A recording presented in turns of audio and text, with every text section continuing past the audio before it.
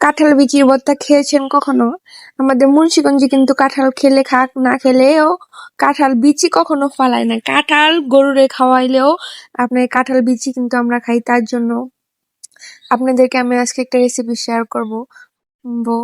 এই দেখেন শুকনো মরিচ আর পেঁয়াজ আর রসুন কাঠখোলা সুন্দর করে ভেজে নিবেন। তারপরে আপনার ও কাঁঠাল বিচিটা আমি আগে থাকতে সিদ্ধ করে নিয়েছিলাম। তারপরে আমি শিলপাটায় বাটবো, আর যাদের ব্লেন্ডার আছে ওইখানেই বাটবেন। দেখেন আমি পেঁয়াজটা আদা বাটা করে বাটতে নিয়েছি। তারপরে একদম ঘরের ধনিয়া পাতা ছিল আমাদের গাছের, ওই ধনিয়া পাতাটা নিয়েছি। এই যে কাঁঠাল বিচি কিন্তু আর কি দেখতে শক্ত দেখা গেল, কাঁঠাল বিচিটা খুবই নরম থাকে। যাই হোক, সুন্দর করে মেখে নিবেন ওই ময় মশলা আর কি, যে